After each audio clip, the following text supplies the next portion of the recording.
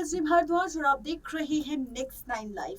लगातार हम अपडेट देते हैं आप सबको सीमा हैदर के मुद्दे से जुड़ी, एसडीएम ज्योति मौर्या के मुद्दे से जुड़ी।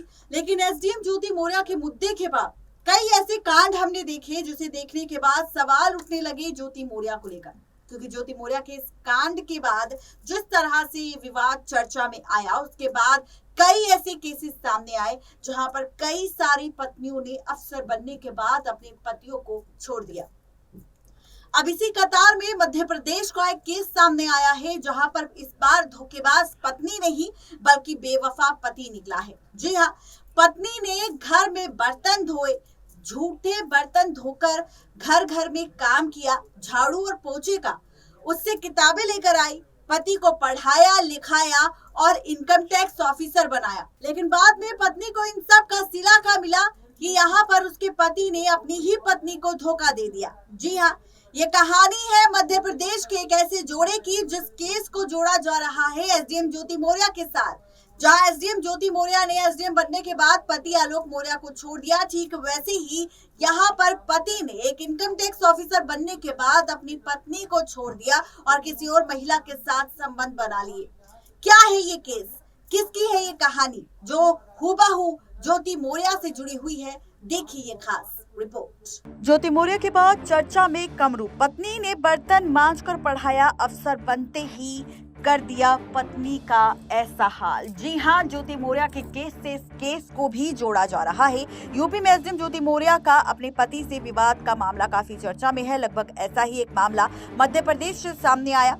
फर्क बस इतना है कि इस बार पत्नी नहीं बल्कि पति अफसर बना है और पति की पढ़ाई पत्नी ने दूसरों के घर में बर्तन मांजकर मजदूरी कर कर पूरी करवाई। अफसर बनते ही पति ने पत्नी को छोड़ दिया। खबरों की मिली जानकारी के अनुसार कमरू और ममता ने जून 2015 में कोर्ट मैरिज की थी। दोनों एक दूसरे से प्यार करते थे। शादी के समय कमरू केवल ग्रेजुएशन पास थे, तब उनके पास कोई नौकरी भी नहीं थी। ममता ने उनसे प्रतियोगी परीक्षाओं की तैयारी करने के लिए कहा। तब कमरू के पास परीक्षाओं के फॉर्म भरने के पैसे नहीं थे, उनके पास किताबें खरीदने के लिए भी पैसे नहीं थे। इस पर ममता ने पैसे कमाने की जिम्मेदारी ली। ममता दूसरों के घरों में साफ सफाई और बर्तन मांजने का काम करने लगी। उन्होंने दुकानों पर काम करके अपने पति के लिए किताबें और नोट्स मंगवाए। 2019-2020 में दोनों की मेहनत रंग लाई और कमरू कमर्शियल टैक्स ऑफिसर बन गए। उन्हें रतलाम जिले में पोस्टिंग मिली। ममता देवास जिले में रहने लगी। वहीं कमरू अलीराजापुर के जोबट तहसील के दोनों आदिवासी समुदायों से ताल्लुक रखते थे। आरोप है कि नौकरी लगने के बाद कमरू जोबट की ही एक महिला से मिले और इसके बाद उन्होंने ममता को वापस मायके भेज दिया और जोबिट वाली महिला के साथ रहने लगे। खबरों की मिली जानकारी के अनुसार ममता ने बताया कि कमरू से उनकी दूसरी शादी हुई थी। दोनों करीब 6 साल तक साथ रहे। ममता की पहली शादी 16 साल की उम्र में हुई थी। इसके 2.5 साल बाद उनके पति का निधन हो गया। इसी शादी से उनका एक बेटा भी था, लेकिन कुछ महीने पहले ही वो भी चल बसा। उसकी उम्र 15 साल थी। कमरू ममता के पहले ससुराल पक्ष से रिश्ते से लगा था, लेकिन पति के जाने के बाद दोनों को एक दूसरे से प्यार हो गया। तब कमरू पढ़ाई कर रहा था। उसने नौकरी के लिए बहुत मेहनत की और ममता आगे बढ़ती गई।